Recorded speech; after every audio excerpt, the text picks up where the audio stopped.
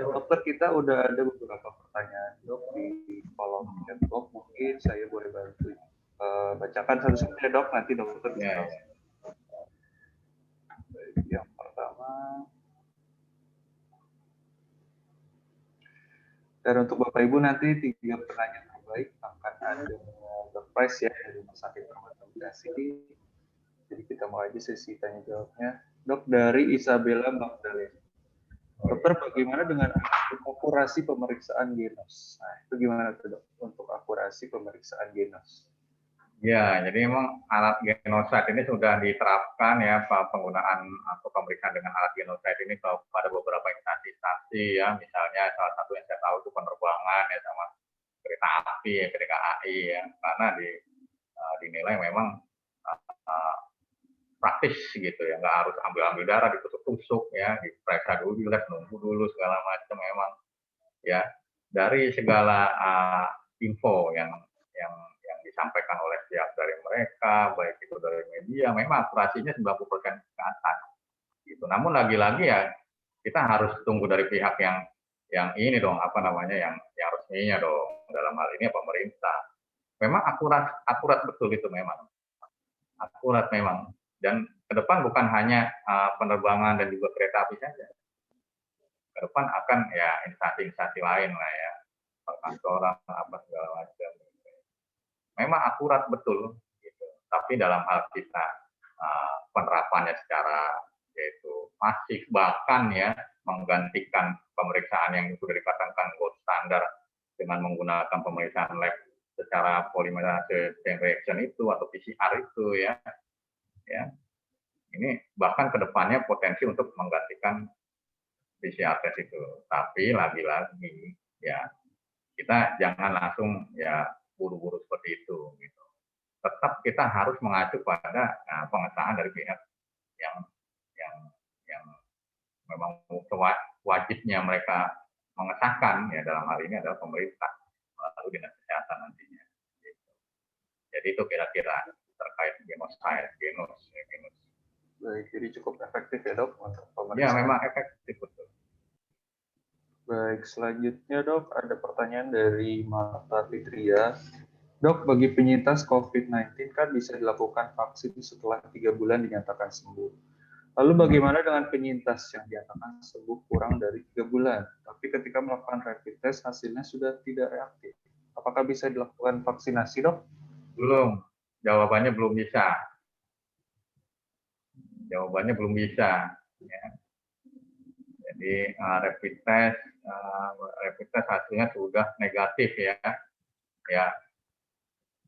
Jadi ya rapid test itu tadi ya apa namanya bahkan PCR sekalipun itu nggak 100% apa namanya akurasinya gitu. Jadi ada celah gitu misalnya. Jadi untuk kemastiannya gitu ya. Kenapa 3 bulan? Asumsinya 3 bulan ini virus COVID-19 itu meskipun ada di dalam tubuh kita, itu virus COVID-19 yang sifatnya tidak memberikan patogenesis di tubuh kita. Hanya ya taruhlah hanya bagian-bagian tubuhnya saja, misalnya protein antigennya saja yang beredar di tubuh kita, bukan virusnya. Gitu. Jadi ya kenapa harus 3 bulan ke atas baru penyintas itu bisa dilakukan, yaitu apa namanya vaksinasi gitu ya. Ya tujuannya untuk memastikan bahwa si penyintas itu memang sudah tidak ada si virus COVID-19 yang sifatnya patogen atau menjadi sakit penyakit pada tubuh seseorang tersebut. Gitu. Jadi itu kira-kira. Jadi belum boleh dok ya, kalau misalkan hasilnya sudah tidak. Ya, kurang dari 3 bulan. Kurang dari 3 bulan ya. Baik, selanjutnya dari dokter, apakah efek samping yang umum sesudah divaksin dan dalam jangka berapa lama efek samping ini terlihat? Apakah kalau sudah 2 minggu divaksin itu masih dihitung efek dari vaksin tersebut? 2 minggu vaksin itu masih dihitung efek dari vaksin tersebut ya. Ya jadi sebenarnya efeknya bisa justru malah lebih dari 2 minggu pun bisa, pegel-pegel gitu ya. Hari ini disuntik, beberapa hari berikutnya taruhlah 5 hari berikutnya dirasa seluruh badan kayak kaku, nyeri seluruh badan gitu, sampai minggu depannya masih dirasa. Itu bisa dikatakan efek dari vaksin gitu. Memang ya, bisa 2 bulan bahkan lebih gitu. Jadi efek samping nggak melulu begitu disuntik setengah jam berikutnya dirasa badan demam, meriang gitu. Memang tidak selalu. Memang.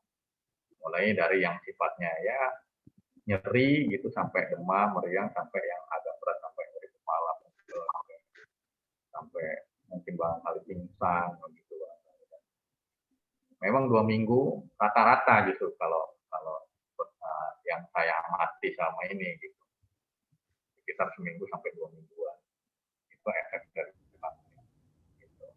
Dan kalau kita lihat apa pada pasien tersebut juga kita pengen pastiin apakah efek samping misalnya nyeri kepala, nyeri misalnya demam, nyeri kepala gitu, apakah orang tersebut setelah dilakukan vaksinasi misalnya 1 minggu berikutnya ada sakit penyakit yang sedang dia idap misalnya sakit flu gitu. Kalau memang orang tersebut malah jadi sakit flu selang 1 minggu setelah divaksin, ya bisa saja itu yang memperberat gitu nyeri kepalanya gitu akibat flu-nya gitu bertugas. Gitu. Jadi memang bisa akibat dari efek samping, bisa akibat dari gejala dari penyakit yang timbul kemudian setelah beberapa waktu, selang beberapa waktu orang tersebut disuntik vaksin. Jadi begitu kira-kira. Baik, selanjutnya dok, ada pertanyaan dari Dara Ayu. Dok, dari sekian banyak jenis vaksin tersebut, apa yang membedakannya dan manakah yang paling baik atau paling direkomendasikan? Terkait ada kabar ada vaksin yang mengandung unsur tidak halal nih dok bagi muslim di dalamnya. Gimana itu dok? Iya, jadi apa namanya dari vaksin-vaksin yang diproduksi oleh setiap pabrik obat itu kandungannya macam-macam. Yang tujuannya sebenarnya cuma satu, agar tubuh kita ini sanggup menghasilkan antibodi yang sifatnya spesifik terhadap si penyakit infeksi yang akan dihadapi saat ini gitu. Dalam hal ini ya, ini kan pandemi COVID-19 ya. Jadi artinya diharapkan orang tersebut yang disuntik oleh vaksin tersebut di dalam tubuhnya sanggup menghasilkan antibodi yang khusus untuk menangkap bibit penyakit virus COVID-19 itu nantinya. Isinya si vaksin itu bisa macam-macam. Bisa materi genetiknya si COVID-19. Jadi suatu virus COVID-19 diambil materi genetiknya dimasukkan ke dalam vaksin. Nah, vaksin itu disuntikan ke tubuh kita. Nah, seperti contohnya adalah Sinovac. Gitu. Ada lagi vaksin yang lain gitu, yang menggunakan sel virus yang sifatnya itu tidak memberikan sakit penyakit kepada tubuh kita. Jadi virusnya yang dimasukkan ke tubuh kita.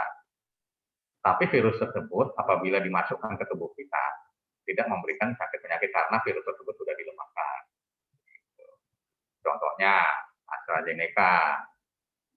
Ya, oleh karena itu efek sampingnya pun ada juga.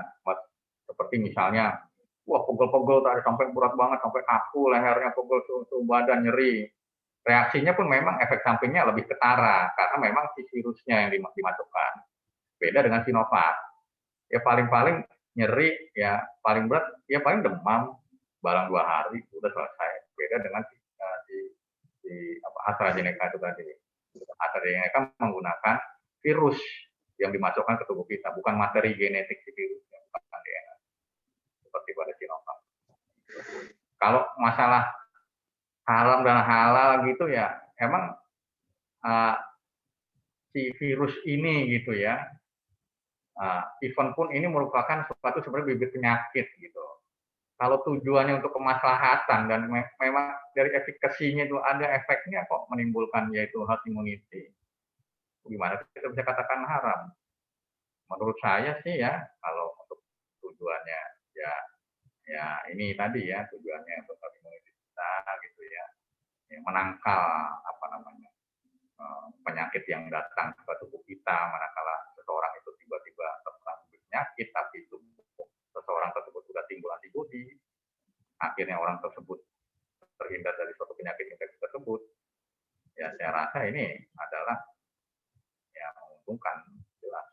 memang betul efek samping obat ada, efek samping vaksin betul ada memang. Tapi dari semua sifat yang sifatnya merugikan itu, dari hasil penelitian yang sudah dicoba, ya, itu yang menguntungkan yang lebih banyak. Ya, jadi dengan demikian pemerintah merencanakan, ya buru-buru kita divaksin, gitu. Terus ini apa pertanyaannya nih? Apa bisa pertanyaannya? Baik. Yang paling direkomendasikan ya. Ya betul, yang paling direkomendasikan. Ya, yang jelas yang paling baik direkomendasikan ya, yang memberikan efikasinya baik semua. Nah, gitu loh. Efeknya yang menguntungkan manfaatnya ke dalam tubuh kita itu baik semua. Dari Permenkes tadi semua pabrik-pabrik tadi mulai di Bio Farma sampai dengan Sinovac itu semua dimasukkan. Nah, artinya apa? Nah, pemerintah menilai semua pabrik-pabrik yang memproduksi vaksin tadi itu yang disampaikan di slide Permenkes tadi itu ya memang sudah direkomendasikan. Hanya saja memang dari satu vaksin yang diproduksi oleh pabrik satu dan lainnya itu memberikan suatu efek samping yang berbeda-beda seperti tadi yang sudah saya sampaikan. Yang satu pabrik hanya paling demam, ya, meriang, yang satu lagi sampai nyeri badan segala macam efeknya agak berat. Karena memang isi kandungannya pun berbeda-beda. Yang satu materi genetik, yang satu pabrik yang lainnya memasukkan virus, tapi virus yang sudah dilemahkan. Jadi begitu kira-kira. Pada intinya semuanya baik ya dok ya, vaksin yang disiapkan oleh pemerintah. Nah selanjutnya nih dok, ada pertanyaan lagi dari Isabella Magdalena. Dok, apakah vaksin COVID dosis 1 dan 2 dapat berbeda merek? Bisa nggak ya dok? Dosis 1 dan dosis 2 beda, mereknya beda. Sebenarnya sih harusnya ya dosis yang yang penyuntikan pertama ya dan penyuntikan kedua mereknya sama ya, karena ada vaksin tertentu yang tidak perlu diberikan booster, ada gitu ya. Namun ya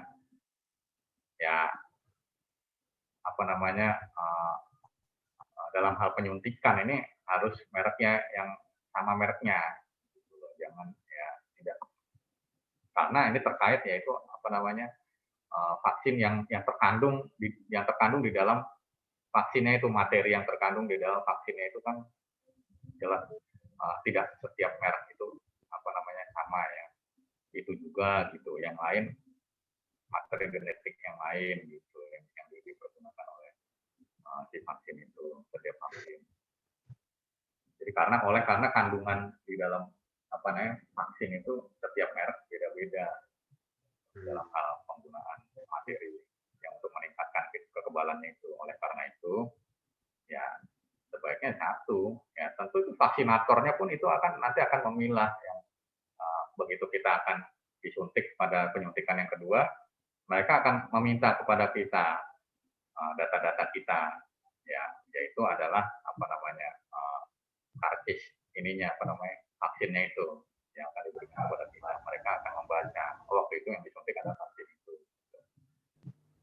Jadi harus sama ya dok, karena ada kartu vaksinnya juga ya yang disiapkan oleh pemerintah. Iya, jadi mengacu ke kartu. Baik. Ada pertanyaan lagi nih dok.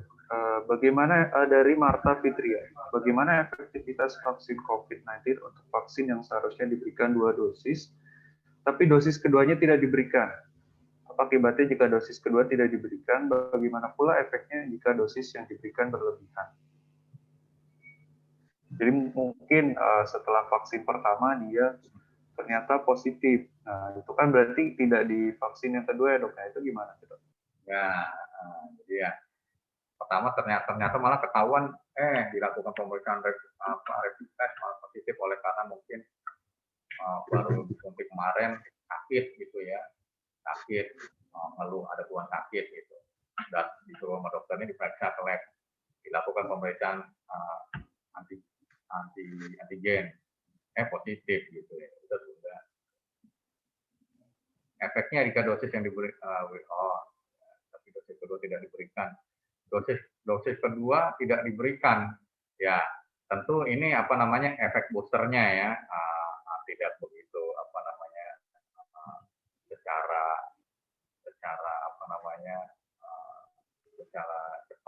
timbul gitu. Jadi tidak efektif, artinya begitu loh gitu. Efeknya tetap ada, hanya satu penyuntikan saja gitu. Hanya saja kadarnya itu tidak apa namanya tidak cukup untuk membuat si sel-sel imun kita itu memproduksi si antibodi yang spesifik sifatnya terhadap si virus COVID-19. Jadi itu efeknya apabila dosis kedua tidak diberikan. Gitu. Alangkah sebaiknya diberikan meskipun agak telat untuk memberikan memaparkan gitu kembali sel-sel sel-sel imunitas kita yang ada di tubuh kita ini, agar si sel-sel imunitas di tubuh kita ini itu dapat memberikan ya antibodi yang cukup gitu, yang ada kuat juga apabila nanti virus COVID-19 datang ke menghinggapi orang tersebut. Gitu. Bagaimana pula efeknya jika dosis yang berlebihan? Kalau dosis yang berlebihan yang paling-paling cuma efek samping aja sih, bukan malah jadi keracunan gitu ya, terus muntah-muntah gitu ya, bisa aja sih mual-mual gitu ya, efek sampingnya gitu ya, atau malah nyeri gitu ya, misalnya ya dosis udah diberikan udah jelas-jelas udah dimasukin ke dalam squid gitu asal apa namanya karena udah kebanyakan gitu pasien yang ngantri gitu ya, ini lupa ini obatnya udah vaksinnya nggak dilihat dulu, asal tarik lagi dari vial yang berikutnya gitu. Jadi akhirnya memasukkan 2 vial barangkali gitu ya. Ya udah, durasinya membesar gitu ya. Pada daerah suntikan gitu memerah gitu ya. Barangkali ya. Sifatnya ya efek sampingnya saja. Gitu. Apabila dosisnya terlalu besar, terlalu banyak. Baik, ada lagi nih dok, masih dari Marta Fitri. Apakah pasien yang pernah mengalami alergi berat pada pemberian vaksin lain dapat diberikan vaksin COVID-19?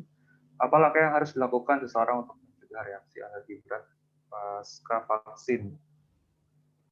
Ya, jadi alergi itu, mekanisme alergi itu hanya alergi terhadap suatu zat yang sifatnya spesifik yang pernah alergi itu gitu loh. Misalnya alergi udang, ya udah orang itu alergi udang, ya udah kita orang-orang tersebut hanya alergi terhadap si komponen yang terdapat pada udang tersebut gitu.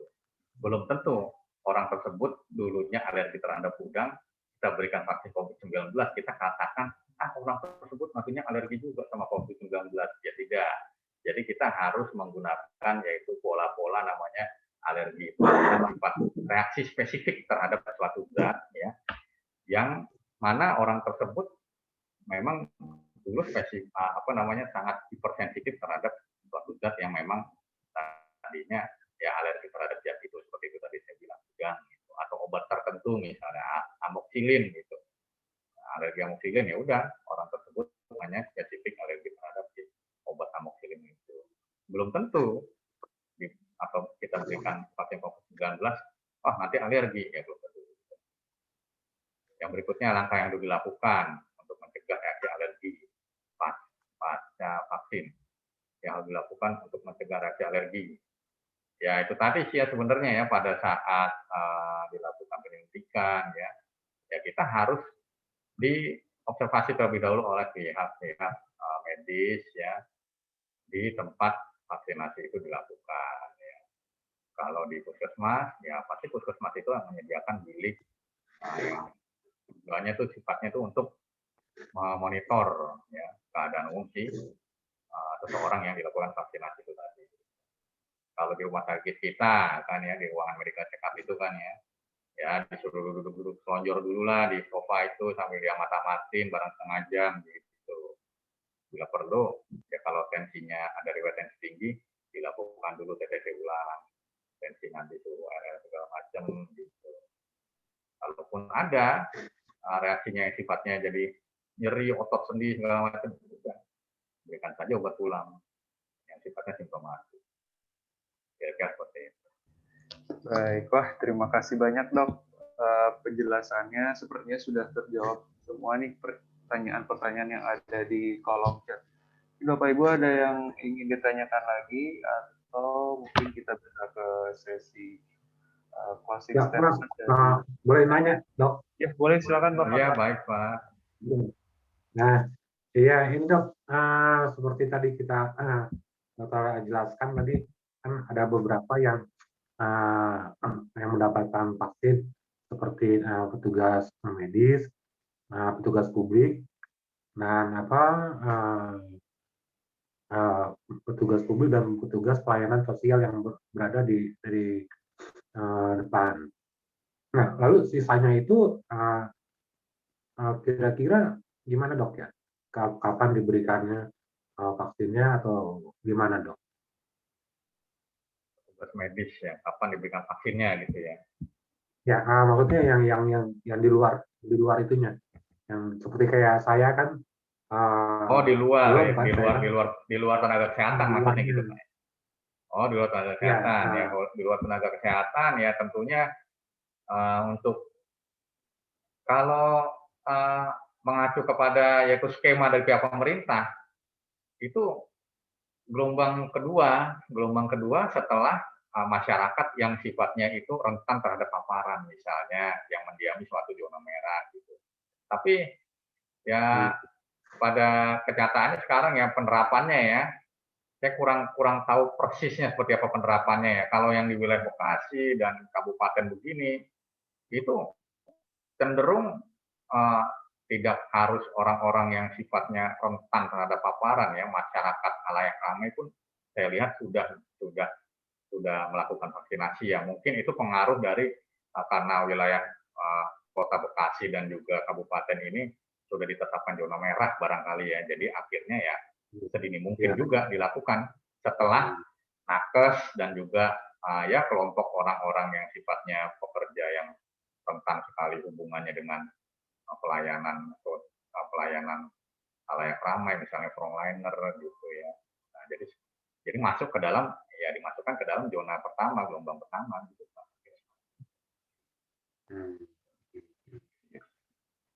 Itu dipengaruhi intinya dipengaruhi dengan yaitu orang tersebut mendiami wilayah zona merah. Jadi ya orang-orang tersebut ya diberikan vaksinasinya di gelombang pertama gitu.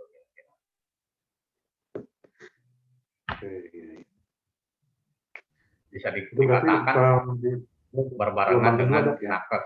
Iya, bisa dikatakan malah bisa dibarengkan dengan vaksinasi terhadap nakes juga gitu. Karena orang tersebut ya mendiami wilayah yang rentan ya kan, dalam hal ini zona merah itu tadi. Kalau yang selain zona merah misalnya ya taruhlah di luar Jawa itu kan ada berbagai daerah yang sebenarnya belum sampai merah ya, masih hijau mungkin kuning barangkali, nah itu dimasukkan ke yang nanti apa zona kedua.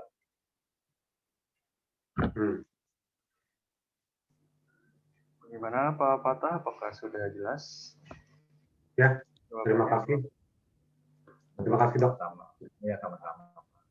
Baik, mungkin sebelum ditutup Dok, kita kan ada 3 door prize nih Dok untuk penanya terbaik. Jadi kebetulan ada 4 penanya nih Dok. Kira-kira siapa nih Dok 3 penanya terbaik? Tadi ada Isabella Magdalena, menanyakan tentang genos dan juga dosis 1 dosis vaksin yang pertama, kedua. Lalu ada Marta Fitria tentang yang sebelum 3 bulan. Yes. Lalu ada Medina tentang efek vaksin. Lalu juga ada Dara Ayu tentang rekomendasi vaksin. Nah, kira-kira siapa Dok?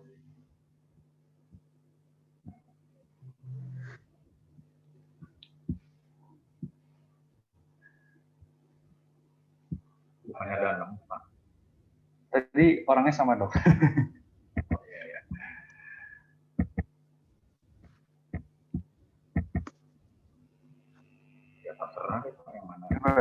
Oke deh kalau gitu. Mungkin dari Isabella Magdalena, Marta Fitria dan juga Medina ya. Ya. Nah, Dok. Baik. Nah, nanti ini saya coba tulis nomor saya di kolom chat.